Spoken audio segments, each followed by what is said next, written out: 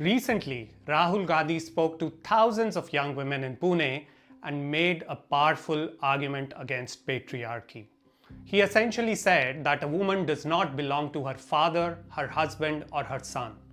She belongs to herself. But is it really the case? Are young Indian women ready to break the shackles of patriarchy and parental authority?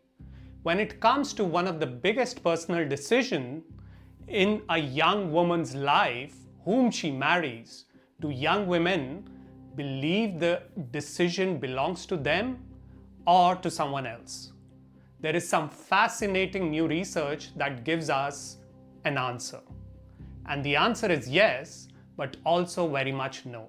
Now, Indian society has been opening up to modern values for decades, but the internet has accelerated this change. Traditional institutions such as arranged marriage and parental authority are struggling to keep up. The latest research shows that the internet is changing some of the deeply held beliefs among young Indian women, many of them Gen Z, about their ideal partners. But there are many contradictions and mismatches. What the researchers did was look at whether exposure to internet, particularly daily internet access, shifted women's partnership ideals towards more secularized and modern ideals. What they found was that women with frequent internet access are more likely to value prior acquaintance before entering a relationship or marriage. They are more accepting of love marriage and more likely to say that they would allow their children to enter a love marriage. They're also more likely to find the partner's caste less important, and generally they are less likely to consider parental authority very important when it comes to starting a relationship. But, and here is an important nuance, these results are much stronger when this daily internet access happens independently through a personal device rather than a shared household technology. And these modern partnership ideals are also more strongly associated with internet exposure among more educated women. However, this is not the most surprising outcome. Actually, in some ways, this is fairly intuitive.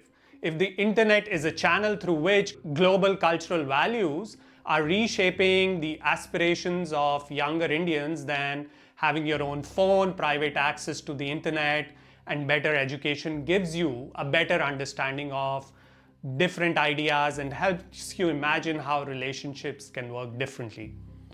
But the really interesting part of this research is what happens when we move beyond these headline results and look at the contradictions underneath them. What the researchers find is that even as opinions are shifting, there are significant contradictions within these partnership ideals.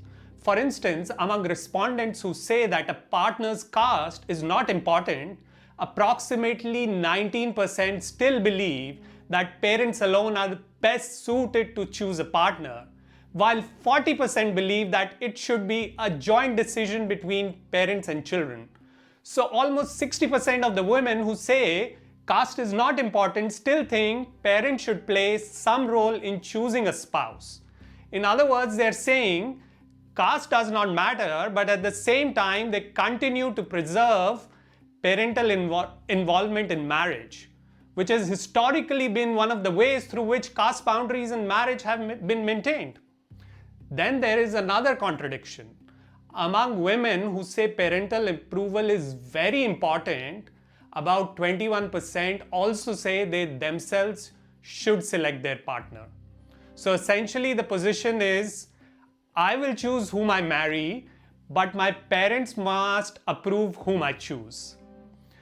You see the same broader tension when it comes to love marriage.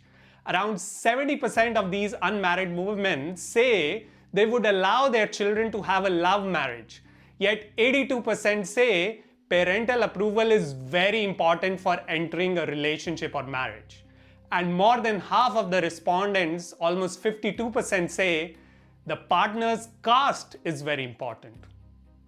I hope you see the confusion here. This is like saying, love whoever you want as long as they're from the right caste and we approve of them. The researchers call this a hybridized model where both sets of values coexist.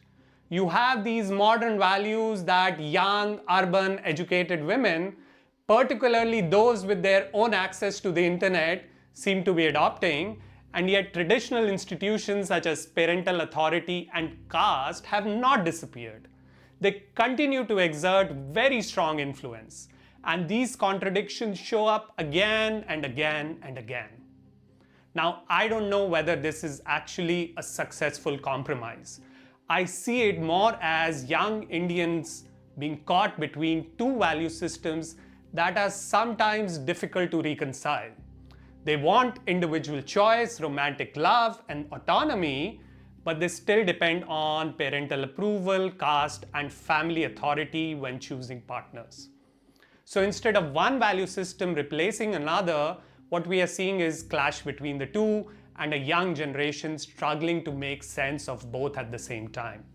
So when Rahul Gandhi says that a woman belongs only to herself, I think the research shows why getting there is much more complicated than simply rejecting patriarchy. Because you can adopt the language of autonomy while continue to rely on parental approval, caste, and family authority when making your actual decisions. It's a little like what Aamir Khan's character says in Rang De Basanti. With one foot in the past and one foot in the future, we are pissing on the present. I don't know whether this will change in the future because our society is in deep flux, and Gen Z has actually surprised us recently with its mature take on questions of accountability and governance. So I'm hoping for a pleasant surprise here as well. Thank you so much for your attention. I'll see you next time with another important question at Devil Wears Data.